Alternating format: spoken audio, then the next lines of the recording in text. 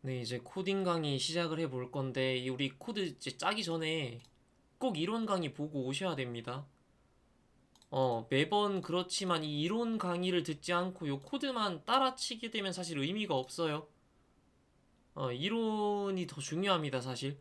코드는 우리가 이론적으로 그렇게 얘기했던 부분을 구현을 할 뿐이에요. 단순한 구현만 하는 거기 때문에 막 엄청 복잡한 내용을 하는 것도 아니고 그래서 코드 자체보다는 이 코드가 어떤 내용을 담고 있는지 그런 의미를 이해하는 게 더 중요해요.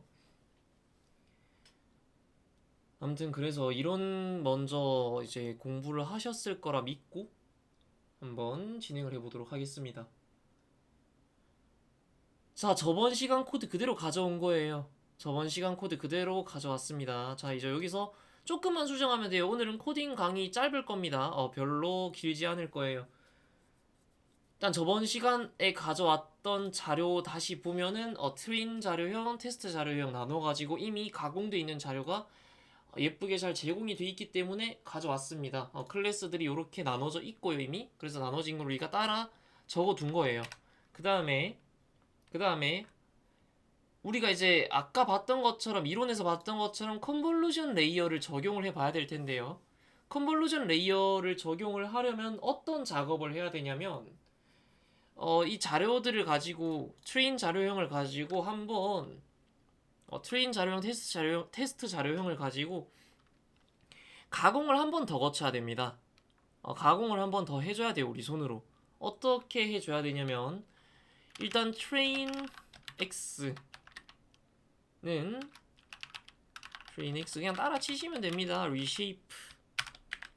reshape 모양을 바꿔준다는 어떤 내장 함수예요. 어떻게 모양을 바꿔줄 거냐면 원래 train x의 모양이 있을 거 아닙니까? 저번 시간에 출력해봤던 그런 모양이 있을 거잖아요. 그 모양을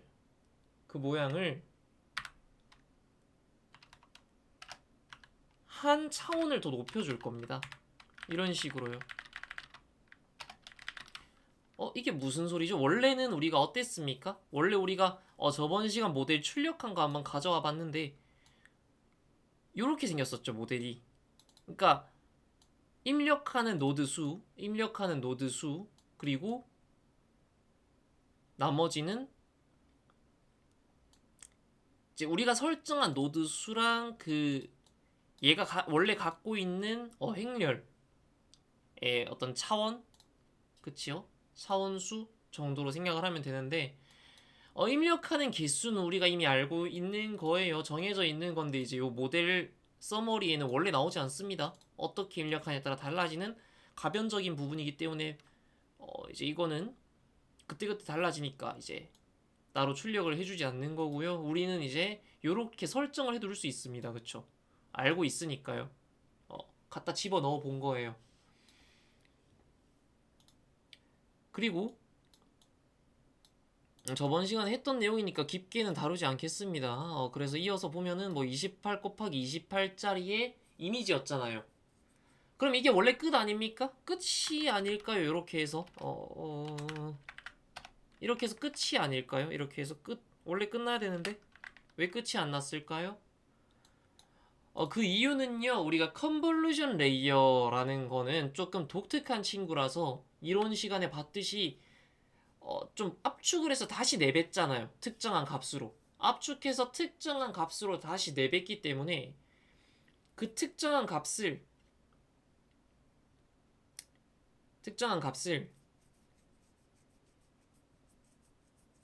내뱉는 출력층이 따로 있습니다.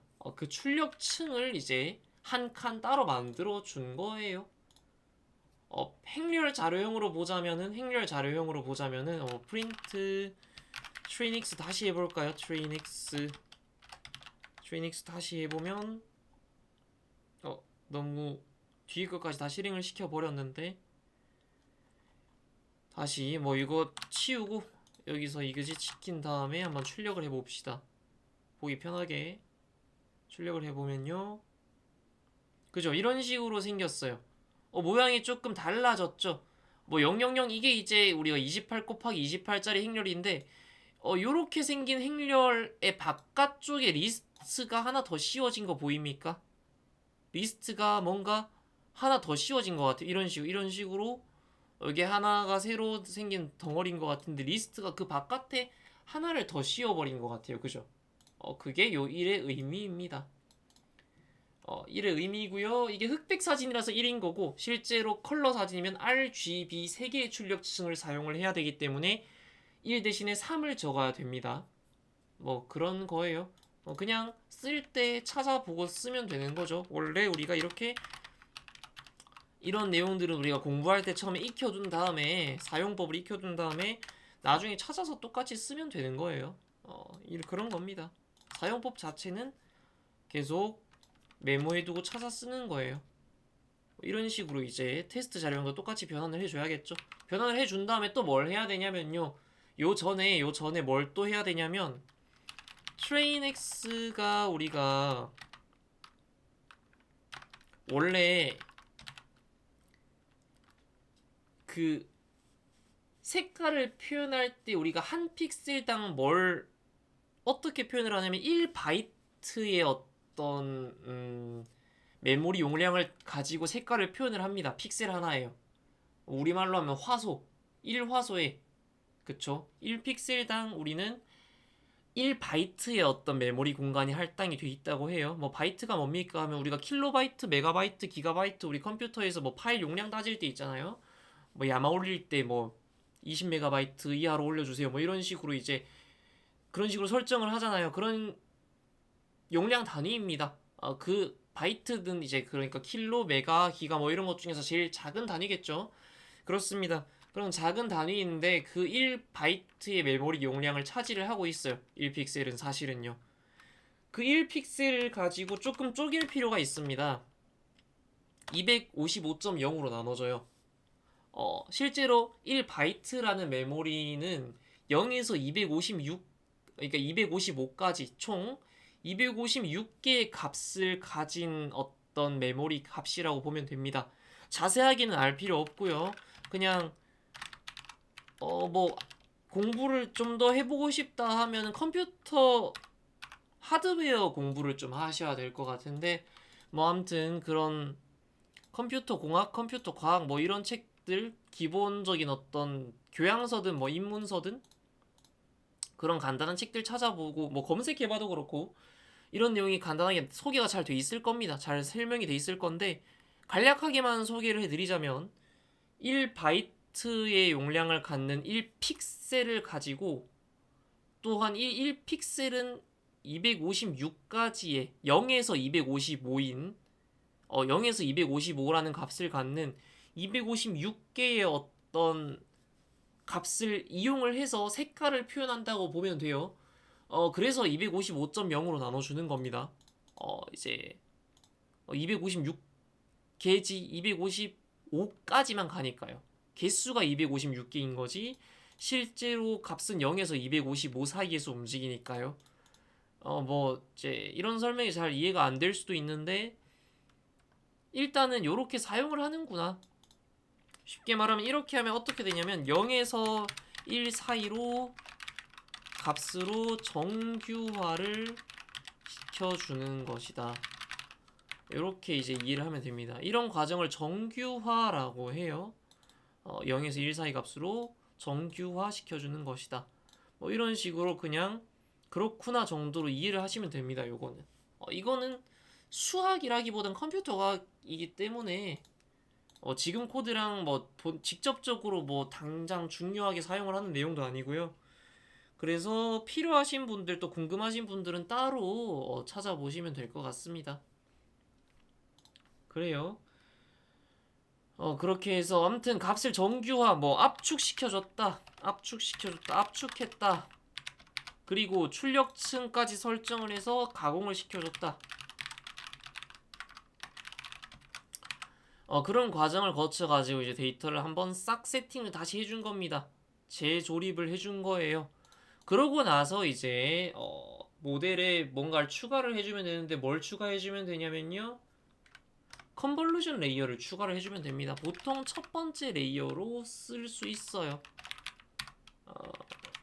뭐 두 번째 레이어 쓰면 안 됩니까? 써도 됩니다. 그냥 이제 편한 대로 쓰시면 되는데 저는 첫 번째 레이어에 한번 두도록 할게요. 노드 수는 32개. 그리고 인풋 쉐이프를 우리가 설정을 해줘야 되는데 아까 설정을 다시 해준 내용이 있잖아요. 출력층 1까지 설정을 다시 해줘야 됩니다. 네, 이렇게 설정을 해주면 이제 기본적인 세팅이 끝난 거고요. 실은 근데 얘는 액티베이션 펑션도 안 적었네요. 액티베이션 펑션 얘도 0에서 1 사이로 보고 싶으니까 렐루 해줄게요. 렐루. 일단 요 정도가 이제 기본적인 세팅이 될 텐데 얘는 여기서 사실은 하나를 더 설정을 해줘야 됩니다. 하나를 더 설정을 해줘야 되는데 어떤 거냐면 아까 우리가 컨볼루션 레이어에 필터 있었잖아요. 필터 필터 있었고 사이즈를 몇으로 압축을 한다 그런 거 있었잖아요. 3 곱하기 3으로 압축을 하고 싶어요. 그러니까 하나의 압축 단위를요 3 곱하기 3 단위로 이제 하나씩 뽑아서 움직이고 싶어요.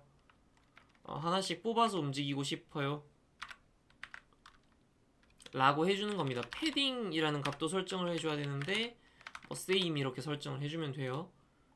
패딩 이게 뭐냐면요, 패딩이라는 건 다시 뭔가 감싸준다고 생각하면 됩니다.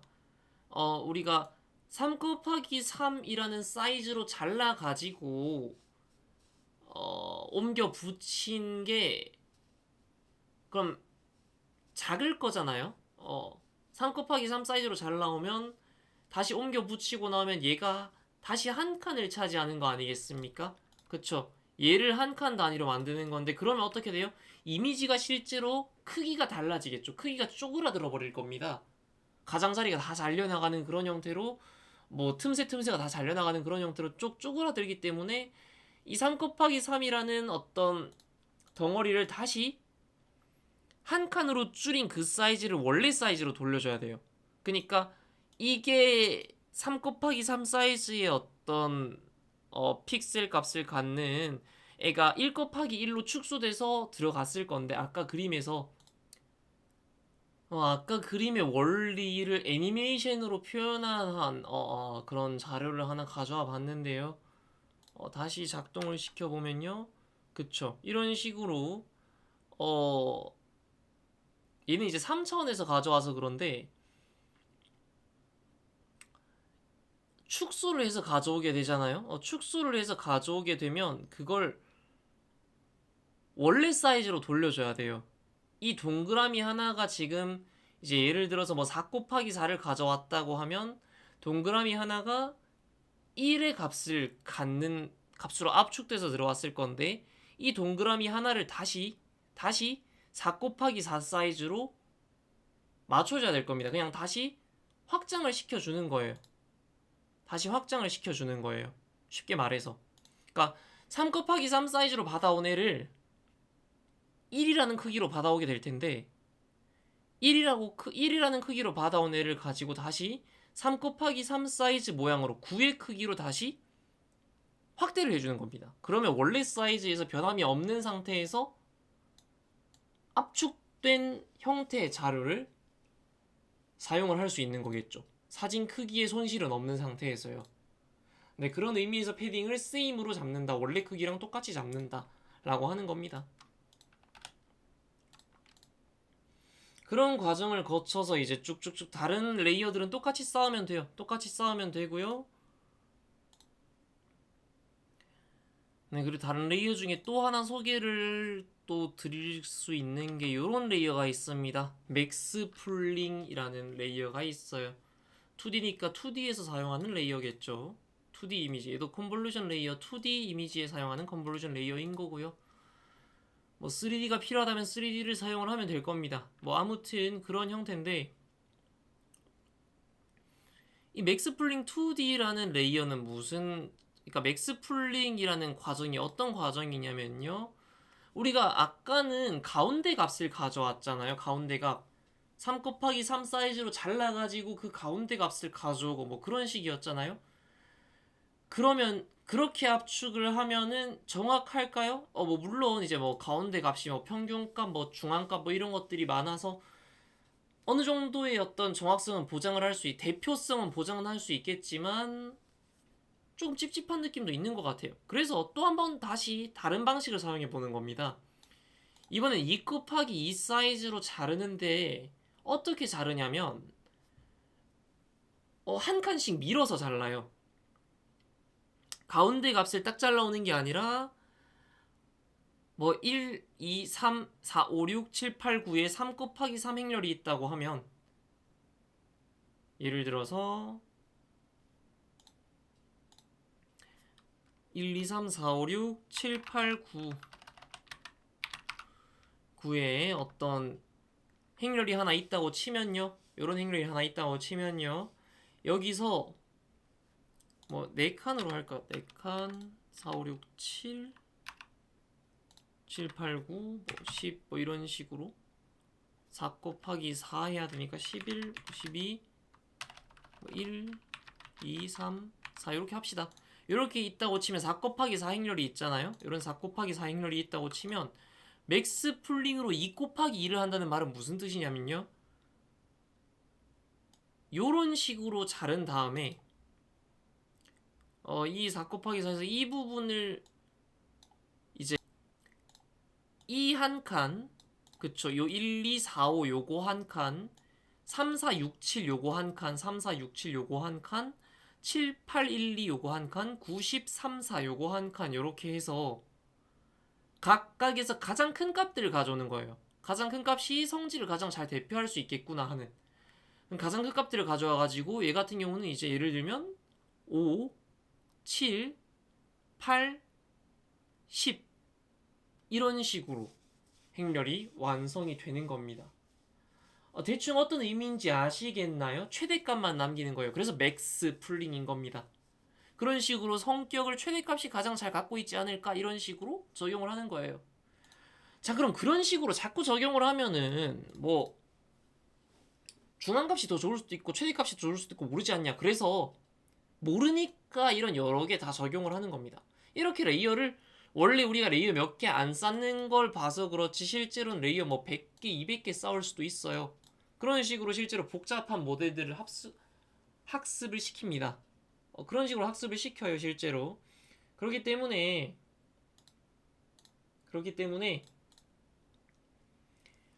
이런 여러 레이어들을 쌓으면서 뭐 순서도 바꿔가면서 노드 수도 조절해 가면서 학습을 시켜보는, 연습을 해보는 게 좋을 것 같습니다. 그리고요, 플래튼 레이어를 옮겨줄게요. 플래튼 레이어가 이제 차원을 축소하는 레이어라고 했죠. 이걸 한번 옮겨주도록 하겠습니다. 요걸 요쯤으로 옮겨주도록 하겠습니다. 왜 이렇게 옮겨주냐면 이제 컨볼루션 레이어를 적용을 하고 나면 플래튼을 통해서 차원을 하나 떨어뜨려 줘야 돼요. 요것 때문에요. 그러지 않으면 밑에 이제 작업들이 조금 불편할 수 있습니다. 뭐 아무튼 그래요. 그래서 나머지는 똑같이 저번 시간이랑 똑같이 적용을 해가지고 진행을 하면 될 것 같아요. 그쵸? 진행을 하면 될 것 같습니다. 이런 식으로 이제 이런 식으로 코드를 짜면은 모델의 정확도가 높아질 것 같은데요. 그쵸? 저번보다 높아질 것 같다는 생각이 드는데요. 그쵸? 뭔가 레이어를 많이 쌓고 나니까 애가 학습 시간도 좀 더 오래 걸리는 것 같고요. 정확도도 저번에는 80도 안 되면서 시작을 했는데 이미 80대 후반으로 가고 있어요. 그쵸? 우리가 목표한 정확도로 갈 수 있을지 한번 지켜보겠습니다. 학습이 완료될 때까지 조금 기다리도록 할게요. 자, 어떻습니까? 아까 봤던 로스 함수도 아주 낮아졌죠? 낮아졌고요. 어큐러시 정확도도 아주 높아졌습니다. 상당히 만족할 만해요. 95% 언저리면은 우리가 상당히 만족할 만한 결과지 않을까요? 그쵸? 로스 함수, 손실 함수가 아까 뭐였어요? 오차였잖아요. 오차 값도 되게 낮고요. 자, 5분만 학습했는데도 자, 이렇게 잘 됐습니다.